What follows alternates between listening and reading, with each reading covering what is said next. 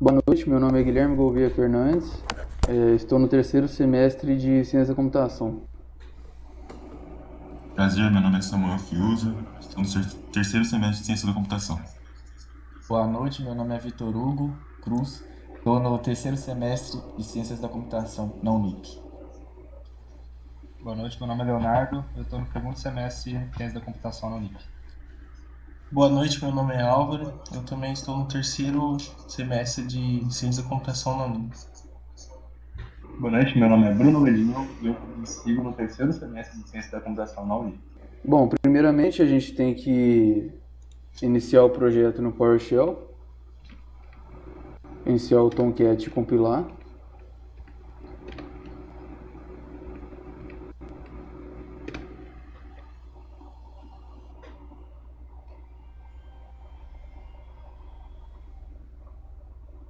Aí, tudo certo. Aí vamos abrir o projeto no navegador.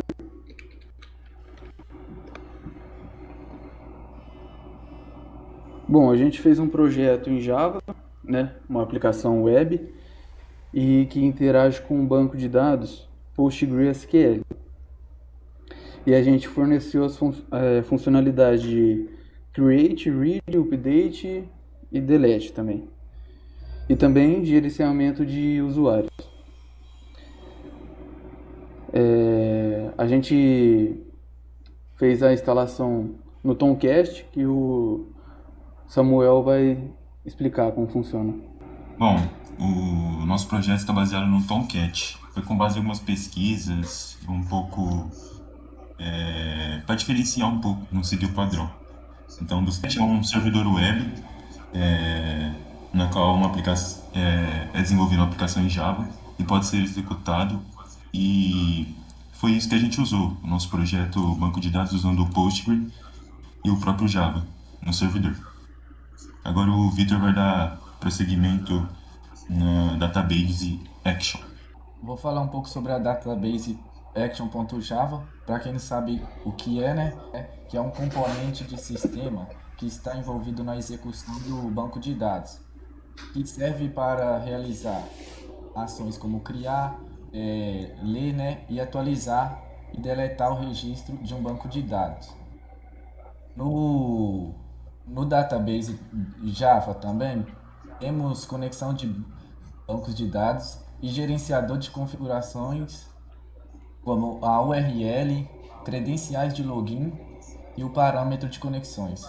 E também temos execuções de consulta SQL para recuperar dados, que é o select, e comando de atualização, que é o insert, o update e o delete.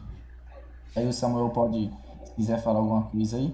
Exatamente. É nessa fase que usamos e aplicamos os comandos SQL, como o Victor falou. É o insert, update, delete e select.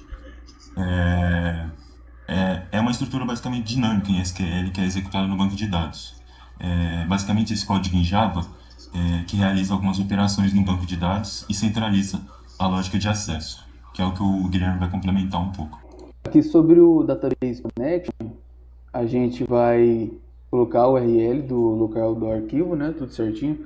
Tanto é que, se vocês forem abrir aí o arquivo no computador de vocês para testar o funcionamento do mesmo, vocês terão que colocar tudo certinho como vocês vão salvar, colocar o usuário e também a senha de acesso aí do banco de dados de vocês. E agora eu vou passar pro Bruno e pro Leonardo para complementar sobre o Database Servlet. Bom, eu vou falar um pouquinho o que é um servlet e depois eu vou deixar o Leonardo complementar sobre o nosso o uso dele no nosso projeto. Um servlet é uma classe Java usado para aumentar as capacidades de um servidor web. Geralmente eles são usados para processar requisições HTTP, enviando e recebendo informações, meio que de uma forma bem dinâmica de interagir com o banco de dados. Bom, agora eu vou explicar um pouco mais sobre o servlet. Como o Bruno disse, o arquivo servlet ele é um arquivo onde a gente tem as funções de requisições, que nada mais é que cada case do script ele é uma requisição disponível para fazer pela URL. E nós temos as variáveis, Por exemplo, na função patrimônio, a gente vai ter a variável colunas, onde é fixo as colunas da tabela patrimônio. Depois, nós recebemos as variáveis de valores para inserir na tabela, que nesse caso é nome, descrição, data aquisição, valor e o responsável. E podemos pegar esses parâmetros pela própria URL. Após isso, a gente vai concatenar esses valores. Concatenando esses valores, eles ficam na formatação de SQL. E depois disso, montamos uma query no arquivo databaseaction.java, que, como o Victor explicou, é nele onde a gente monta a estrutura de query e consulta do banco de dados. E depois de ser feita a consulta no banco, as variáveis são levadas à página .jsp. E o setAttribute ele é somente para que consiga recuperar os valores dentro da página. Agora eu vou passar para o Álvaro, que vai explicar mais sobre o HTML do sistema. Só complementando o que o Léo disse, o JSP são Java Server Pages, que são uma forma de implementar o conteúdo da página dinâmica do lado do servidor. Então, nele a gente coloca tudo que tem o nosso HTML, todo o conteúdo, vamos dizer assim, que faz essa conexão do HTML com o nosso servidor. E o HTML foi bem simples de fazer. A gente conseguiu, se o Guilherme puder mostrar ali na página de login, a gente ainda fez um sisteminha de recuperação de senha e tudo mais.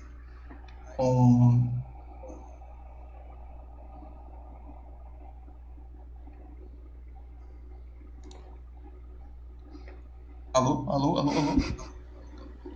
Caiu, velho. Tinha caído aí, já. Tinha caído. Aí. A gente fez uma página de recuperação de login e senha pelo próprio HTML mesmo, só que com a requisição em Java.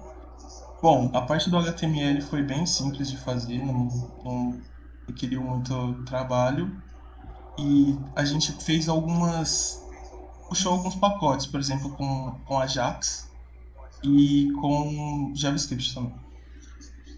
Acredito que da minha parte é só isso aí. Bom, e aqui no início do projeto temos a página de login, né? Como o Álvaro havia explicado anteriormente. Não precisa ter cadastro ou então colocar, é só entrar. E, bom, aqui é a tela de cadastros. Aqui é a tela de cadastro de patrimônio, cadastro de clientes e cadastro de chamados. Para exemplificação, eu vou fazer o cadastro de um cliente fictício.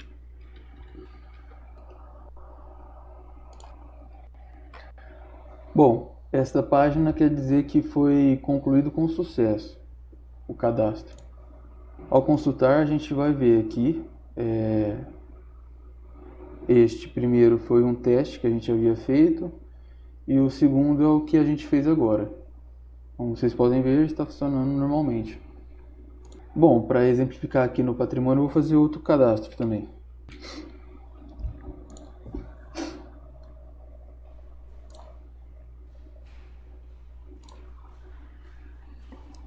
Bom, aqui como vocês podem ver, temos outros testes que a gente havia feito. E aqui o cadastro realizado agora. Aqui a gente tem o ID, né, que a gente vai colocar lá no cadastro do chamado. E aqui a gente pega o ID do cliente também.